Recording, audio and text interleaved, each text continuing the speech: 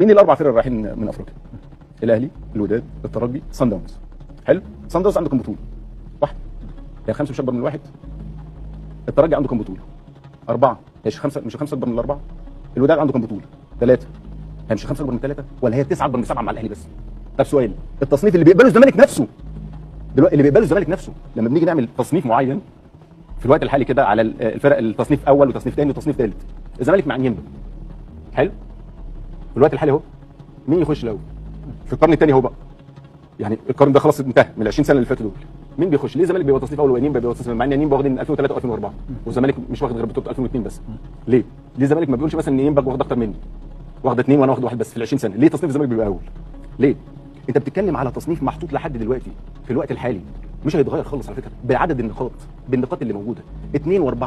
هل من المنطق ان انت مثلا عشان انت واخد 5 بطولات ورا بعض، اوكي؟ فما تكملش خالص، ما تكملش واتشلت خالص ومشيت يا سيدي من البطوله الافريقيه. انت خدت ال5 بطولات وغبت عن الساحه خالص. اقول لك انت نادي القرن؟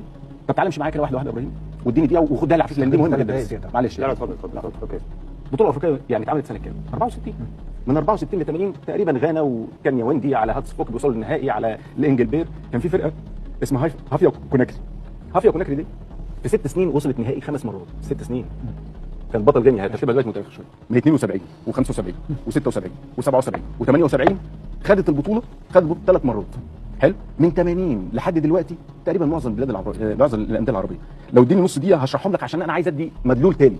80 كان نيوانتي، 81 شبكه القضاء، 82 الاهلي، 83 كوتوكو، 84 زمالك، 85 الجيش الملكي، 86 زمالك، 87 اهلي، 88 وفاء سطيف، 89 الرجاء، 90 شبيبه القبائل، 91 الافريقي التونسي، 2 الوداد المغربي، 93 زمالك، 94 ترجي، 95 اورلاندو، 96 زمالك، 97 رجاء، 98 اسك، 99 رجاء، 2000 هارتسفوك، 2001 اهلي، 2002 زمالك، 2003 نيمبا، 2004 نيمبا، 2005 الاهلي، 6 الاهلي، 7 نجم الساحلي، 8 الاهلي، 9 مازيمبي، 10 مازيمبي، 11 الترجي، 12 الاهلي، 13 الاهلي، 14 وفاء سطيف، 15 مازيمبي، 16 سان داونز، 17 وداد، 18 ترجي، 19 ترجي، 20 الاهلي، 21 الاهلي، 22 وداد، 23 الاهلي، 24 الاهلي.